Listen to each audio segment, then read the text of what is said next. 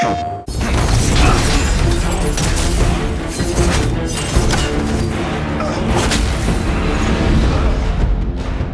one of the biggest surprises for Valhalla was who invited Kratos, right? Why is Kratos there?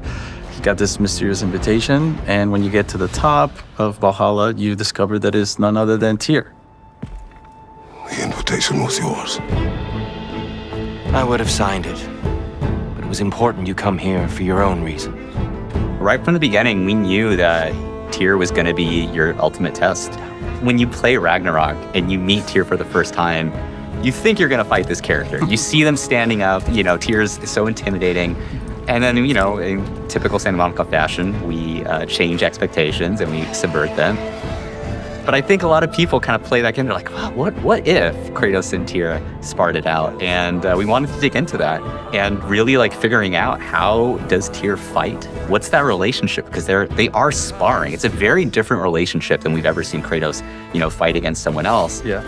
Exactly. And Tyr kind of bringing this almost worldly knowledge from all the places he's visited, right? That was one of the things we really wanted to do with Tyr, to showcase how the history behind him traveling to all these different places, right? So that's why we have these different weapons that he brings out from different locations in the world. Yeah, those intros. Every time I saw the animations for the intros where he's pulling out the different weapon and everything. As soon as that started coming online, we were getting pretty hype about it.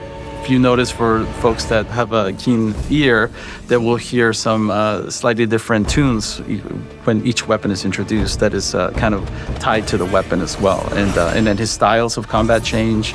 I think you'll enjoy it, if that's the word. The gameplay mechanics actually are influenced by the region that he's kind of bringing to each part of the fight.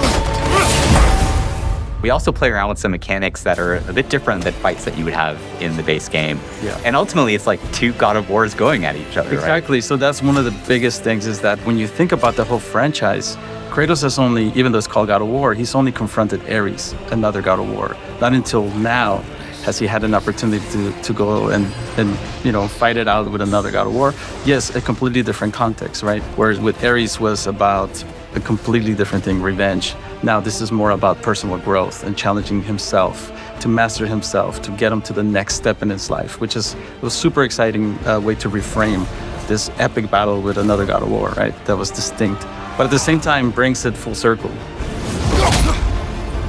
Every time you beat him, right, and you press R3, you kind of go up, yes. And you got that moment where the punch gets caught, and then they get to do the arm shake again. That was completely intentional. We wanted to do the reverse of what happened in Ragnarok, where Tyr's helping Kratos up. Now Kratos is the one helping Tyr up.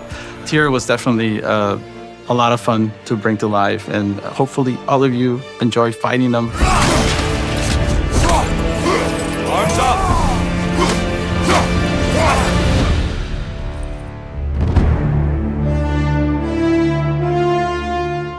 PlayStation